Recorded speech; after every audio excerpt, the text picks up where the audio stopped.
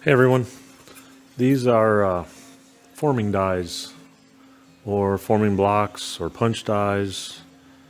They go by many names, but they're made for pressing in a rubber pad pressing operation, a Guerin process for making wing ribs out of already tempered material. And what I do is cut a blank. They go over the form blocks. In fact, this rib was pressed with that form block right there. So what I thought I would do is I've got I got about 3/4 of my dies made for my outboard wing on the Prowler, and I've got to make this one yet. It's the right-handed version of the one that I just showed you. So I thought I'd take you along on the journey on how I actually form these dies or form blocks. It's kind of a involved process, and it's taken a while to get the knack of it. But I've got it kind of down to a process where I can get a die done in about 4 hours if everything goes well. If I mess up or break something or do a dumb shit, it can take a 10 or 12 hour day to get one done. But anyway, I'll take you along on the journey and show you what I do. First of all, start with a piece of aluminum that I've picked out that will work well, and this piece just fits. So I'll have to go and clean up the edges of it. I'm going to use this as the bottom.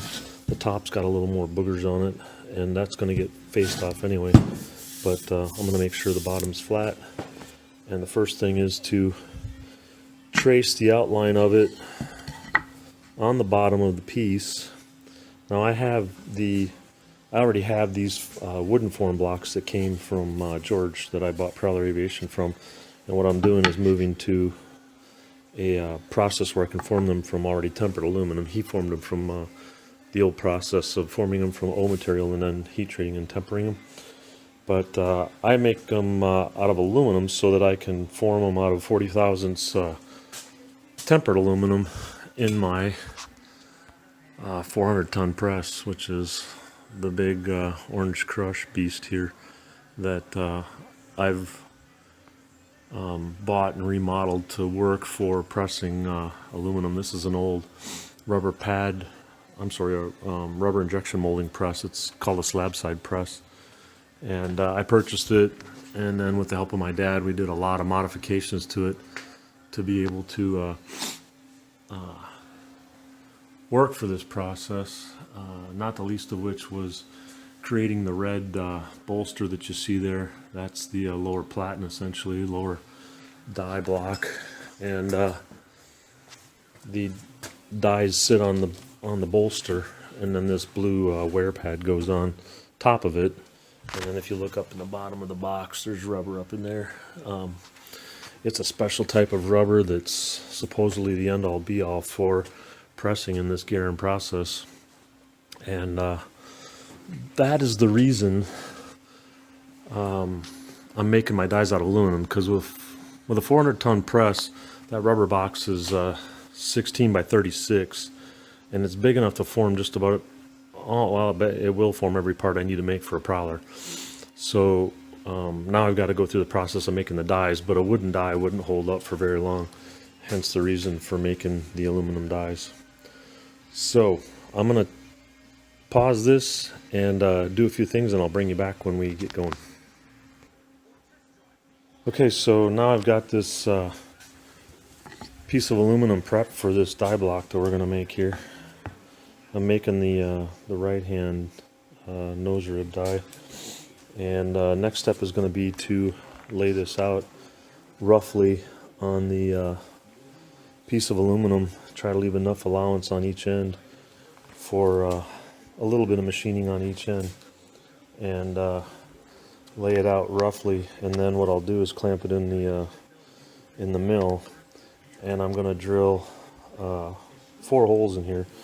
2 are going to be the tooling holes that I use in my dies, like this, These are tooling holes that get little galvanized. They're just roofing nails that I cleaned up, but they go in for holding the blank in place when you're pressing.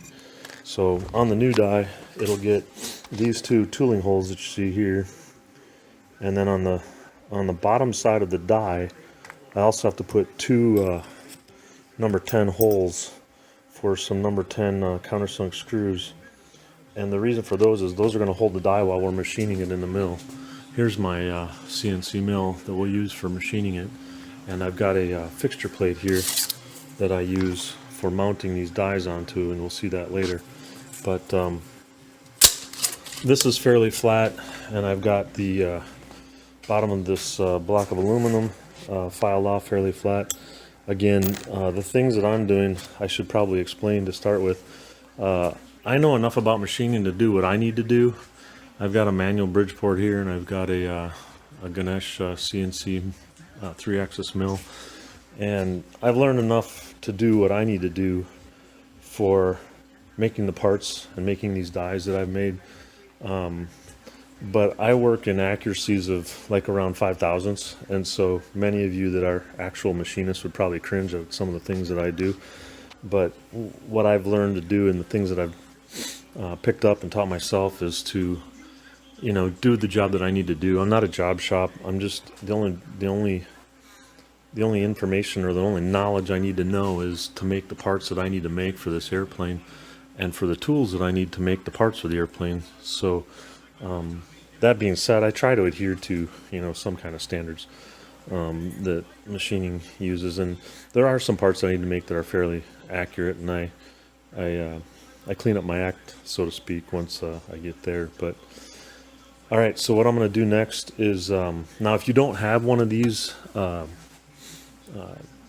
templates to go from, what I've also done, and when I do something from scratch, is I go to my CAD software, and then I print out a page with the part on it, and then I'll use that to mark my holes or mark my corners or whatever I need to begin with making the part. But since I have this die block, this old die block, I'm gonna use it to trace a witness line around, and then what I'll do is take a 3/16 center punch or a transfer punch and put that in there, and I'll bump the holes in with those.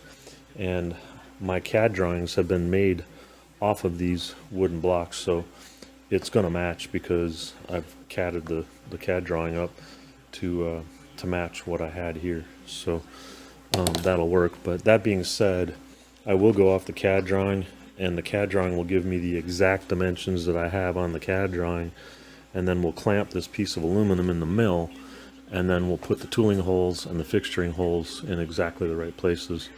And what I've done is I mount these off of, I've got a matrix here that's 2.5-inch squares because the mill has 2.5-inch slots. So I made a matrix of 2.5-inch squares, so I can pretty much bolt it from underneath with flush mounted number 10 screws.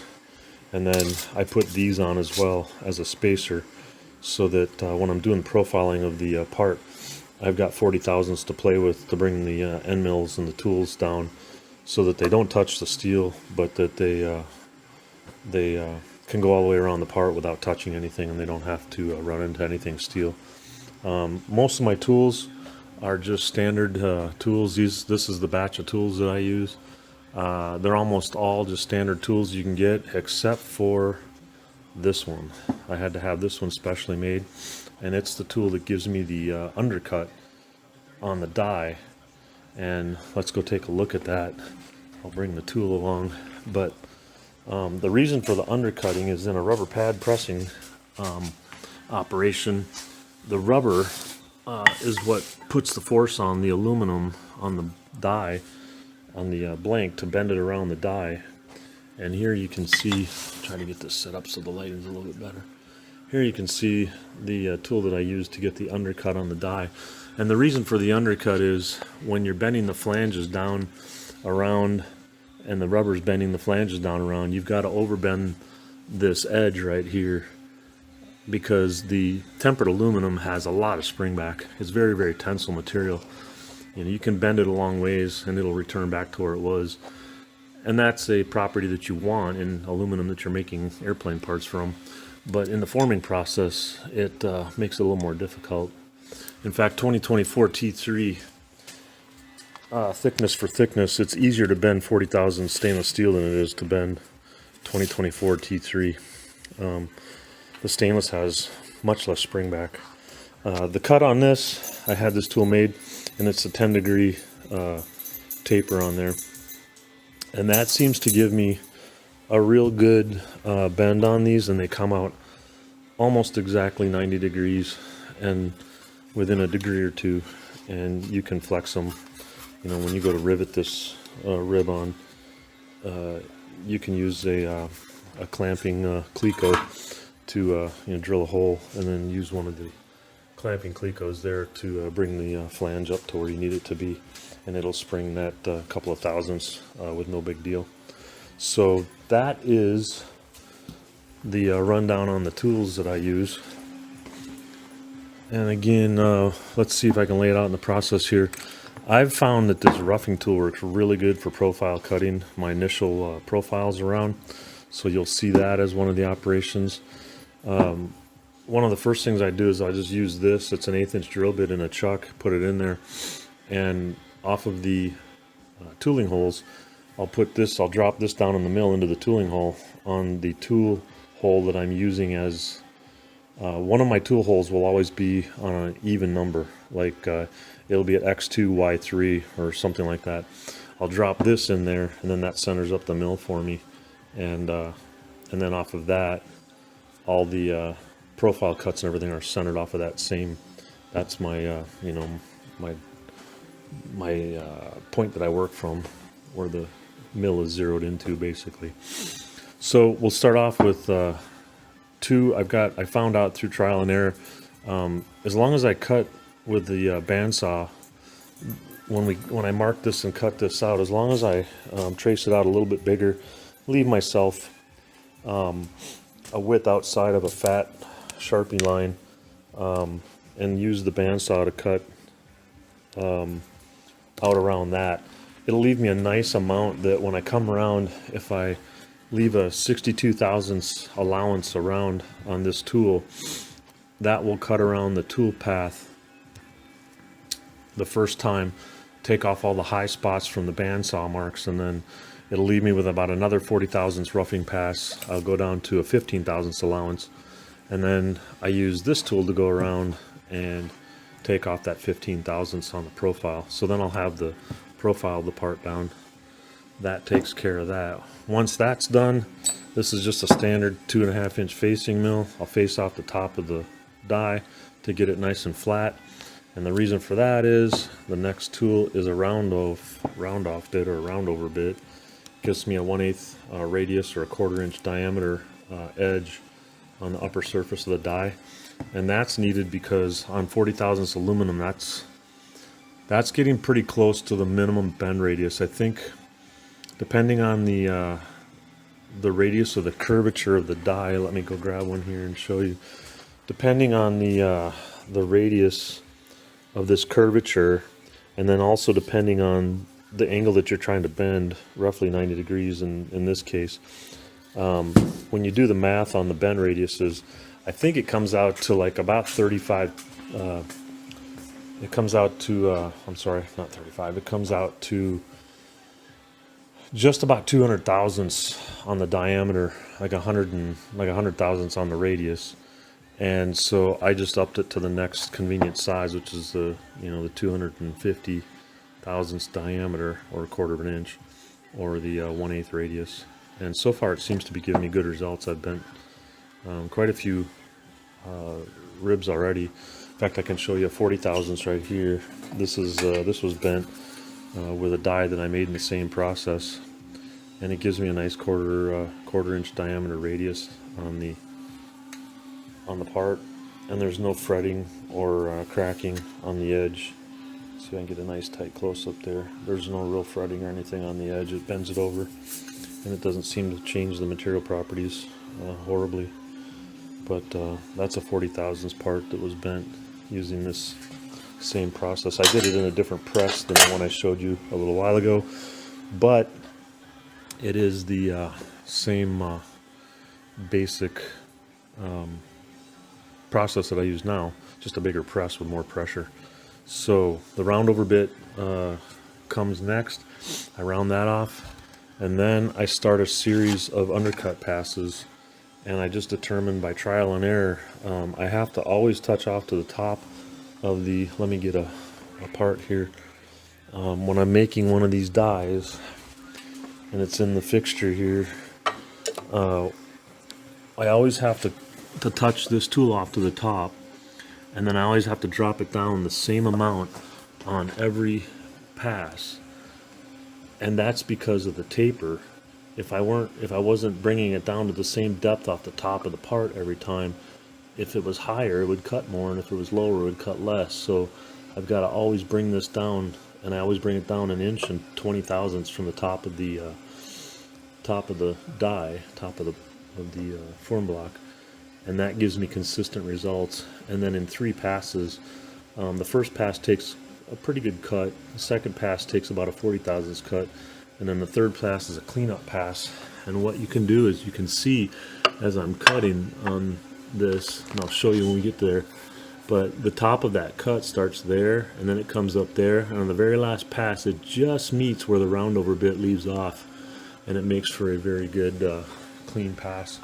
And then all that's left is just maybe a tiny little ridge that I got to hit with a file and take it down, and you'll see that later on in this video series.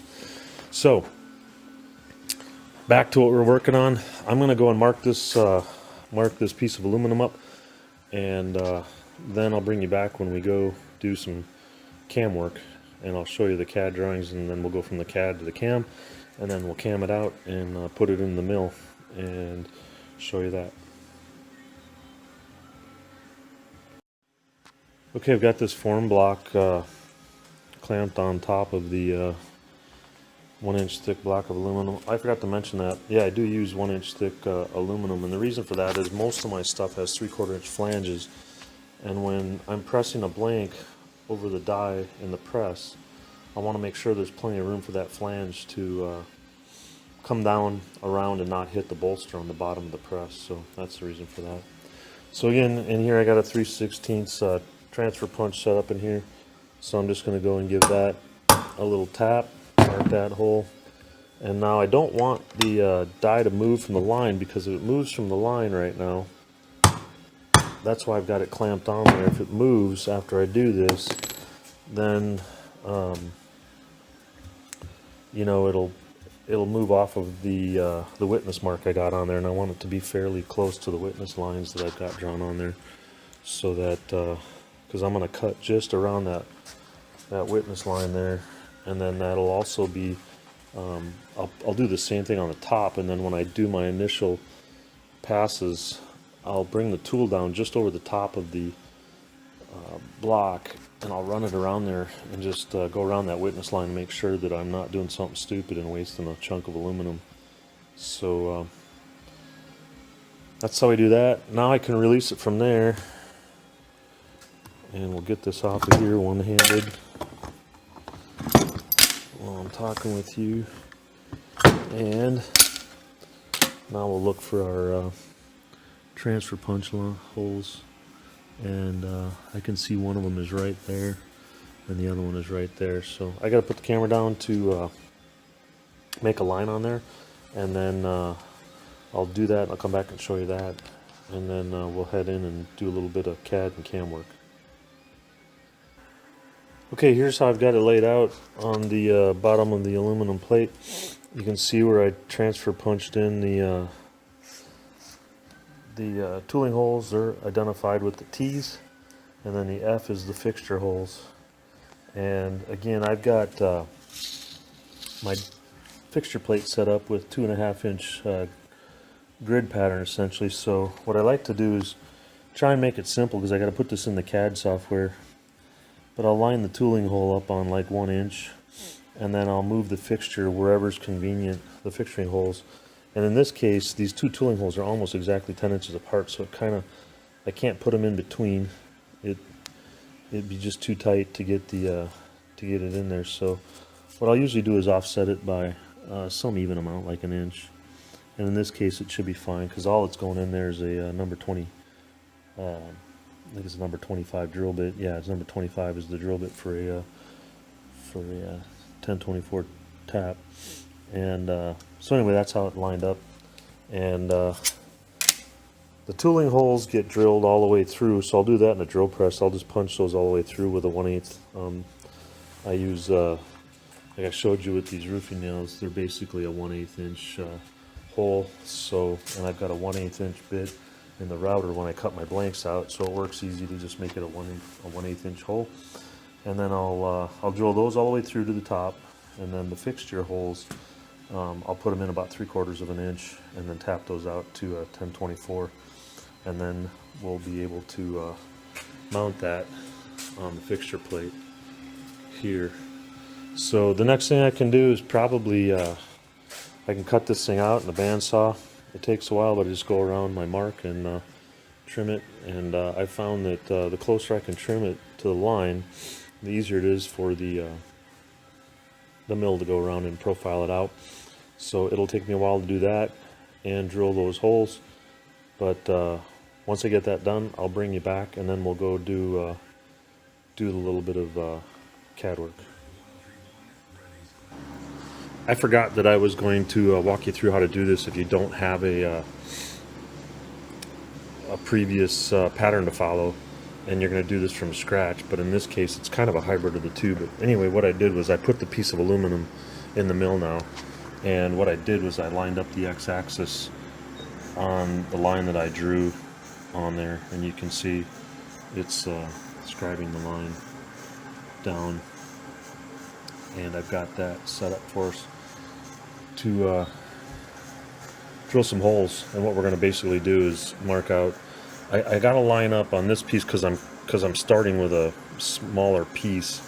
I've got to kind of line it up on this tooling hole and get started from there. And I'll do that in a minute, but I'm going to show you some of the CAD stuff first. But anyway, this is how I would do it. There's another technique that I use if I've got a bigger piece and I'm not so critical on it. Another technique that I've done before is just clamp a block of aluminum in the mill like this, and figure out where my tooling holes are going to be, just roughly, and then set up a couple of CAD programs, one to mark these holes, and then what I'll do is just put a little 1/4 inch end mill and put it 5/1000ths down and run the outline of the die around it, and that just gives me another line to trace. And when I saw it out, it's all exact, so that I can line up on the tooling holes. Once I flip this back over, I can line up on the tooling holes and put the right coordinates in, get it lined up on 0, 0, get the mill centered up, and then go about profile cutting. But this is just one of the kind of hybrid techniques